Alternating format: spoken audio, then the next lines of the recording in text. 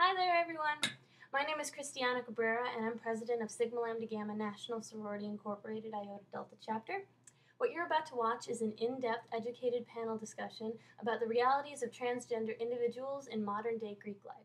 This week, my sorority's Gamma Week, we decided that we thought this would be the best event to represent our cultural awareness principle. Just a couple of things that I needed to clear up before this begins, though, on how this whole event came about. So, a little background history with me.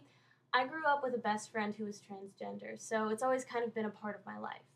Over time, I became kind of an activist for the non-discrimination of transgender individuals, and it became something that I was really, really passionate about.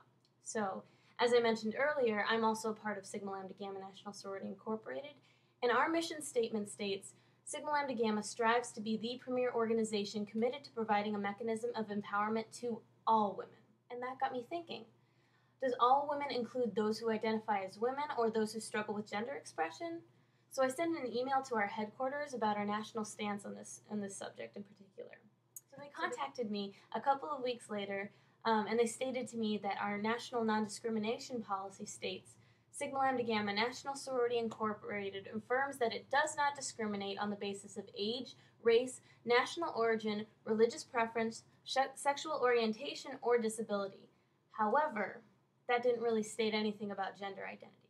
So, after hearing this, my chapter decided to turn in an amendment form that would amend this policy to include non-discrimination against gender identity.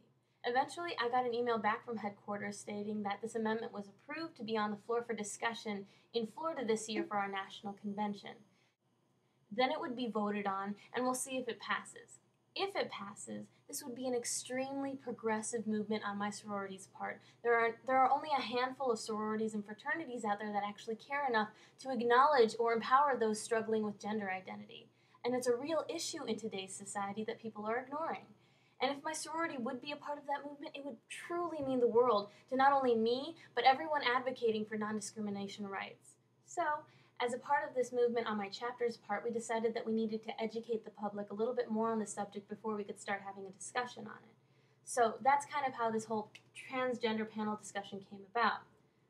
In the next portion, I'm going to be showing you a little bit around the room of the event so that you can kind of feel like you're in the room.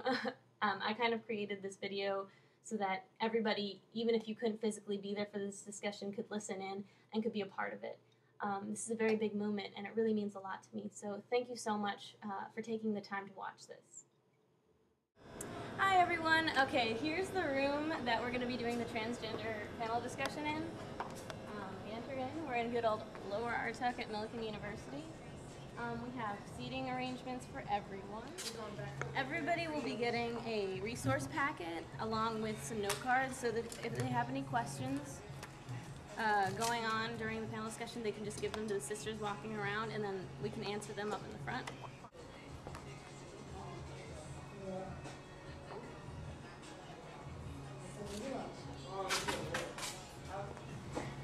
This is where the panelists will be going.